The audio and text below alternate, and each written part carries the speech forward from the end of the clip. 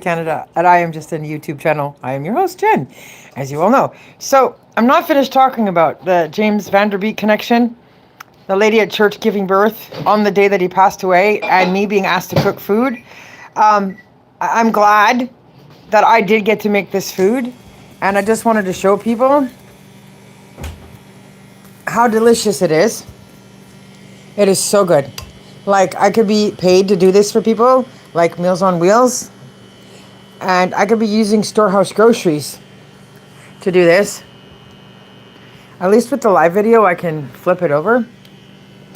Thank you, Father, for this time to eat my lunch and share my thoughts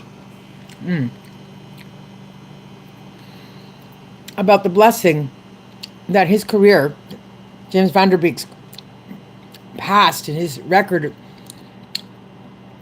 has earned him, that his wife was able to get this donation from Steven Spielberg. I've been a finished writer of many movies for a very long time, and from both countries, no one has paid attention or read anything or even mentioned anything on all the submissions I've sent in, all the money that I've spent.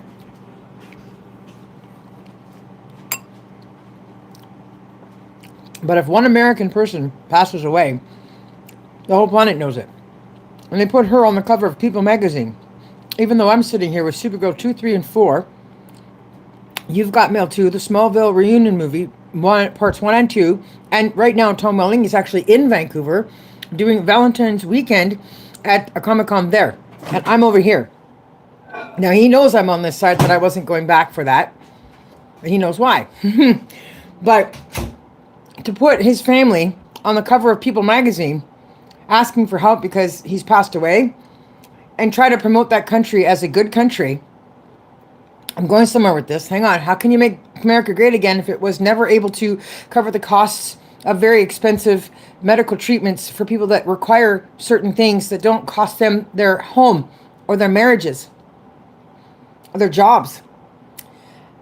They took all of James Van Der Beek's money for his cancer treatment, and then he passes away from cancer anyway, and then he's left with a house with a wife and kids in it, asking for front cover stories and donations from people like Steven Spielberg, and in the end left with whatever they have to compensate their lives with moving forward.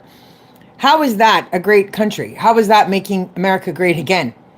Now, on this side of the conversation, the connection with James, this conversation just doesn't seem to be ending between us. It's relentless. He's a really awesome guy. Very nice. I'm so glad he kept knocking on me. Like, he'd been calling for a while, but I just wasn't picking it up. So I'm going to do it for him from here. The fact that I'm a nice person and he knew it. Okay, so I have no medication.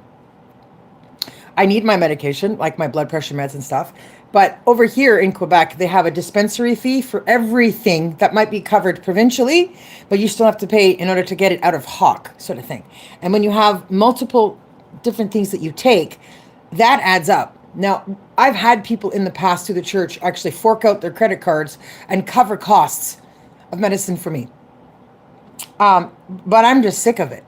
So I just said to heck with it. And then I just started coming off the meds, not taking anything. And we're just going to see what happens. And if I lose another 25, 30 pounds from my revision surgery from my Roux-en-Y, maybe the blood pressure will go down and I won't need the blood pressure meds anymore. But the connection of what was happening to him with his colon cancer and the need for medicine and his treatment, and then what's happening to me and not being able to get the secured finances I needed in place on time to enjoy my winter on this side, and now being out of meds myself is ironic. And then having Steven Spielberg in the middle. But I'm saying that it's not much better on this side at this point. So I don't know what people are heckling about when it comes to both sides of this same nation that has an invisible border between the two places. But I'm just glad that the reason the Lord asked me to do this food thing for the lady at church was for a reason I didn't know, right? I did it even though I wouldn't normally just give what I have when I have nothing to somebody who has everything, who's had everything always. until I learned that because of James Van Der Beek passing away on that day that she gave birth was the reason. And I am so glad that he was right, that I'm that nice of a person, that I did make sure that they're going to have this food. They're going to have it for tomorrow. They're going to have the cookies. They're going to have the biscuits up there in my cupboard. And they're going to have the homemade chili soup. So I honor him by the fact that I shared this kind act of love for them, and I'm glad that Steven Spielberg helped his family on the other end. But we have long way to go in between for justice and what's fair between people, and the difference of in poverty to those that are filthy, stinking rich is a massive gap.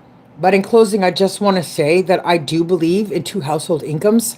I have a really big beef about people who think this ideal home is where the woman just stays home and just spends money. That's poppycock. Women have been working for a very long time in the background for a long, long time, and especially since World War II. And we are able to have educations and earn more money than men, treated equally, in if not more respectfully, domination wise. So there's a lot going on here around people who have lots of kids, when there's lots of ways of earning income because you have a big family. And I think maybe people need to take a step back and be a little more grateful and appreciative of exactly where they are and what they do have, and look at what they don't have, by suggesting that they go and give out sandwiches and soups, or volunteer your time to do that stuff, and help the poor that live outside, literally on the streets, year after year after year, digging through garbage cans and going to soup kitchens and shelters and living off the food stamps over there. And over here we have the welfare and disability benefits. There's a very big difference. If you own property and you have certain setup established, there is lots of potential there that people can build from, rather than trying to get the whole world to look at you at on the cover of a People magazine, giving ordinary people like me a really big headache trying to understand where the priorities are in doing that at a time where things are very difficult for everyone, right? 50% of the grocery store food goes in the garbage. Right? And Tracy Chapman's been singing about there being enough food to feed the world since I was a little girl, but yet we're still not doing that. So I'm happy that he left a wonderful wife and 6 kids, but I'm not worried in the least about what's going to happen. They're going to be fine. They're going to go on to get education. They're going to get job skills, right? Things are going to work out. I wouldn't mind if people learn to give more to the people with less, to sort of be aware of how lucky they are that they have what they have. Then I might be inclined to want to take one of my movies and put people in it in situations like James Van Der Beek's wife and the 6 kids. I'm glad that Steven Spielberg did what he did, and I'm glad that things are going to work out for them, and I'm glad I've made this food for that lady who has everything in my church, just in honor of the day he passed away, and not knowing that. I'm grateful that he kind of knew that I was that good of a person if he had never met me. He's right. But I should be getting paid. People should be ordering this stuff from me, from the church, and I should be able to use storehouse supplies to make money doing this sort of stuff. Like having somebody even donate a vehicle so I can do Meals on Wheels and help people in all kinds of situations like this and go visit people. It can pay me. I'm certified in all this stuff to do. So this concept of ideal home is where the woman stays home. And if she can't cook as well as I do, then there ain't much for her to do at home. And I'm not into this processed frozen stuff. Well, there's no reason to be at home if that's all you're doing. If you're going to be at home, at least learn, get lessons from somebody. And again, you could pay me for that. So, yeah, there's lots to think about around tragedy. I mean, we all go through it. Everybody is going to pass away. That's the point of the ruined world and the fall from Adam and Eve. But I'm not going to go there. I'm going to finish my food and I'm going to go to the pool now. But I just wanted to share my passing thoughts on his passing away and how that all worked out.